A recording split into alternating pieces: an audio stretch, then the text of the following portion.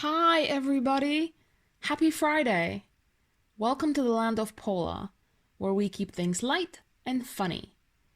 It's been 10 episodes now of this, whatever this is, and I would love to know what you think. Your feedback is so valuable, and I would very much appreciate to hear from you.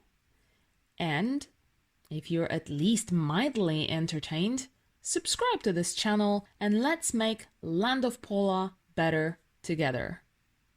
Today I would like to share with you the last dream story I have. Again, it's heavily pop culture inspired and there are certain guest appearances that even I cannot explain.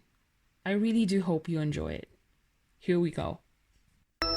Step into a dream where laughter is extreme. Welcome to my fantasy. With me in your pants you'll pee. Step into a dream where laughter is extreme. Welcome to my fantasy. With me in your pants you'll pee. So come on, take my hand and welcome to the land of Pola.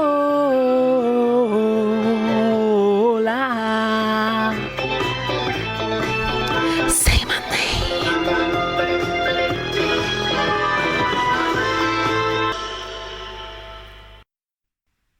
The events of this story take place in February 2020. I was finally invited to host the Saturday Night Live. I honestly don't know what took them so long, but better late than never. Now, a quick side note. Last year in November, I had a rare opportunity to attend the dress rehearsal thanks to some lovely folks at NBC. Will Ferrell was hosting and King Princess was the musical guest. This was a special Thanksgiving episode. If you like comedy as much as I do, if it's so incredibly important in your life, then going to see SNL is a very big deal. I mean, just the thought of the legacy that stage has, to me, was overwhelming. All the comedy legends and iconic music performers, they were there at some point. No wonder my dream was so influenced by that New York November experience. I guess I just needed 3 months to process it all. So, I wrote a very edgy and hilarious monologue. Even Michael Che was impressed. Lorne Michaels approved all of it and was very excited to see me perform. Dress rehearsal went well. Audience loved me. I mean, of course they did. The sketch about the award season also worked quite well. I played Renee Zellweger. We also had a bit about that super fast, supersonic British Airways flight from New York to London that just happened, but I don't believe it made it on air. I was hyped and ready for the live show, but I did experience some wardrobe malfunction and got very frustrated. Women make such a big deal about those things, and it's never about just that. Somehow all of our insecurities come out, all at once. So in the middle of delivering monologue to the live audience, I snapped. I went rogue, and instead of reading my cue cards, I went on a rant about dress sizes and fashion. I talked about the latest Whitney Cummings Insta story where she had 3 people helping her with zipping her Ramona Caveza red gown that she wore to the Vanity Fair party. Whitney is obviously a very slim woman, so clearly she was not the problem. My point was that girls are not too big. Our dresses are just too damn tight.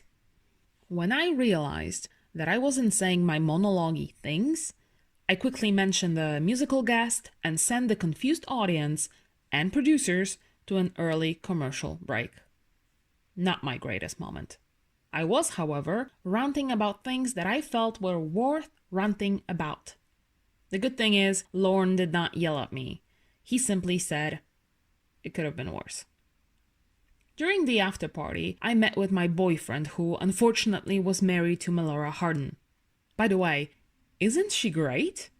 She was hilarious playing Jan Levinson in The Office, but these days I am obsessed with her playing Jacqueline Carlisle in The Bold Type. At this point, I feel this episode should be sponsored by NBC, but unfortunately, it is not. It's not sponsored by anybody. If you haven't seen The Bold Type, I think you should. I think it might be the best TV show millennial and Gen Z women could watch. It's their version of our Sex and the City. And Melora Hardin is playing this boss that every woman deserves. My real-life fascination and adoration for Melora Hardin did not stop me from having an affair with her husband in my dream. He was promising me to leave her. All that yada yada yada married men tell their lovers. He was also trying to console me because I felt like I really screwed up with that monologue fiasco. And then Dwayne Chapman, aka Dog the Bounty Hunter, joined us.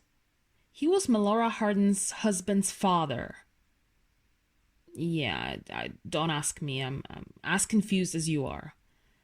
Clearly, Dog the Bounty Hunter knew about my relationship with his son, and for some reason, he was rooting for us. He told me how proud I made him and how great it was to see me use such a big platform to stand up for something important. He said I was the daughter he never had. The shock of this particular confession must have been too much for me, as it caused me to wake up. And I had this very common, I believe, reaction to all of it, which kind of sounds like, wait, what?